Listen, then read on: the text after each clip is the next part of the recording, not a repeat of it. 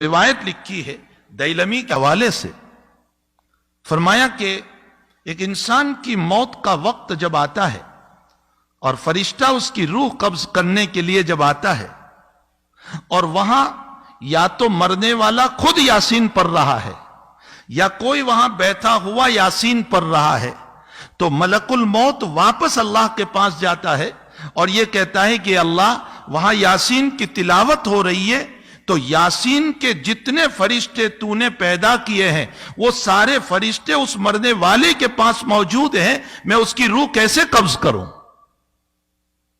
اس کی روح کو میں کیسے قبض کروں؟ وہاں تو سارے فرشتے موجود ہیں۔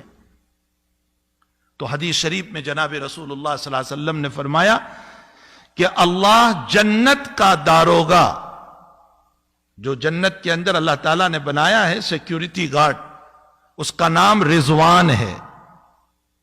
یہ رضوان کو اللہ بھیجتا ہے اس مرنے والے کے پاس اور اس کو جنت کے نظائر بتاتا ہے کہ یہ تیرے لیے تیار ہے، یہ باغ ہے، یہ مکان ہے، یہ چیزیں اللہ نے تیار کر رکھی، اور اخیر میں وہ جملہ کہتا ہے اللہ تیرا منتظر ہے، چل جلدی تو۔ جب یہ جملہ کہا جاتا ہے کہ اللہ تیرے انتظار میں ہے، وہ اپنی روح چھوڑ دیتا ہے۔ یہ یاسین شریف کی برکت ہے۔ حدیث شریف میں آتا ہے کہ موت کے موقع پر اگر یاسین شریف کی تلاوت کی جائے تو روح کے نکلنے میں بہت آسانی پیدا ہو جاتی، سہولت پیدا ہو جاتی۔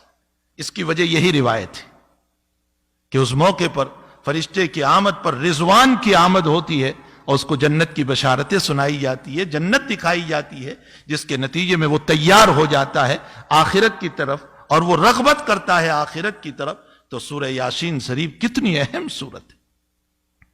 روایتوں میں ہے کہ بیماریوں کو دور کرنے کے لیے سورہ یاسین کی تلاوت ہے، اور اگر زیادہ بیماری ہے تو عروس القرآن پڑھو۔ عروس القرآن کا معنی سورہ رحمان، سورہ رحمان پڑھو۔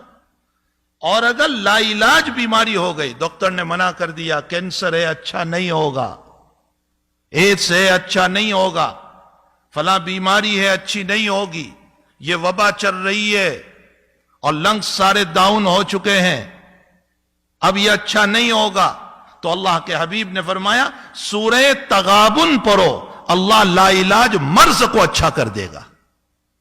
کتنی دیر لگتی ہے سورہ تغابن؟ 2 رکوع کی صورت ہے۔ یاسین شریف، سورہ رحمان، سورہ تغابن، ان صورتوں کے اندر اللہ نے کتنے فضائل رکھے۔ اور اگر الحمد شریف، اللہ اکبر، اللہ تعالیٰ قرآن کریم میں الحمد شریف کے باب میں یوں فرماتے ہیں کہ سبع المثانی والقرآن العظیم، فرمایا پورا قرآن اگر آپ کو دیکھنا ہو تو الحمد شریف ہے۔ اسی لیے روزانہ اہتمام کیا جائے الحمد شریف کے باب میں۔ مجدد الفسانی رحمت اللہ علیہ فرماتے ہیں کہ جیسے تیل ہوتا ہے، پیٹرول اور ڈیزل، یوں ڈالو اور بھڑک اٹھتا ہے، فرمایا سورہ فاتحہ وہ ایندھن ہے کہ یوں پڑھو گے اور اللہ تمہیں شفا دے دے گا، بشرطے کہ سچے دل سے پڑھو، یقین ہو اللہ تعالیٰ پر۔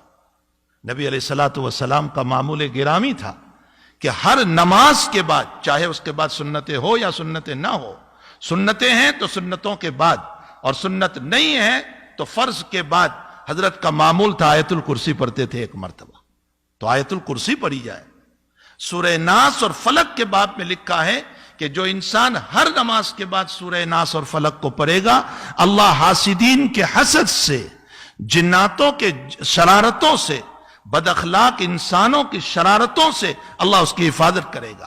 یہ نہیں کہ شرارت دور ہوگی، شرارت تو ہوتی رہتی ہے، لیکن اللہ شرارتوں کی شرارتوں سے حفاظت کرے گا، اس کو فیک نہیں ہونے دے گا۔ ایک حدیث شریف میں حضور پاک صلی اللہ علیہ وسلم نے فرمایا اگر تمہاری دنیا کے باب میں مسئلہ یہ ہو گیا کہ آمدنی کم ہو گئی، حالات ٹھیک نہیں ہے، ضرورتیں پوری نہیں ہو رہی ہے، آج سارے لوگ کہہ رہے ہیں نا ضرورتیں پوری نہیں ہو رہی ہے، آمدنی کم ہو گئی ہے، دکان ٹھیک نہیں چل رہی ہے، جاب نہیں مل رہا ہے، پریشانیوں میں مبتلا ہو گئے، اللہ کے نبی فرماتے روزانہ سورۃ الواقعہ کی تلاوت کرو۔ اس سورہ واقعہ کی برکت سے اور میں مسجد میں بیٹھ کر قسم کھا کر کہتا ہوں ہفتہ نہیں گزرے گا اللہ راستہ کھول دے گا. سورہ واقعہ کی تلاوت کرو, اللہ راستوں کو کھولے گا. جگہ جگہ جگہ جگہ ہمارے پاس علاج موجود ہے اور ہم صرف چلا رہے ہیں کہ یہ ہو گیا, وہ ہو گیا, فلاں ہو گیا, بیماریاں ہیں, مصائب ہے, حالات ہیں. جبکہ اللہ تعالیٰ نے اس آگ کو بجھانے کی اور ان بیماریوں کو رفع کرنے کے لیے ہمیں قرآن کریم دیا ہے. ہمیں چاہیے کہ اس عظیم المرتبت قرآن کی روزانہ تلاوت کریں. کم سے کم 1 مرتبہ یاسین شریف روزانہ پڑھنا چاہیے, کم سے کم. اور سورہ کہف کے باب میں ہے, حضور پاک صلی اللہ علیہ وسلم نے فرمایا جو انسان سورہ کہف کی تلاوت کرے گا اللہ دجالی فتنوں سے محفوظ رکھے گا اس کو. اگر دجال آ گیا تو دجالی فتنوں سے محفوظ رکھے گا.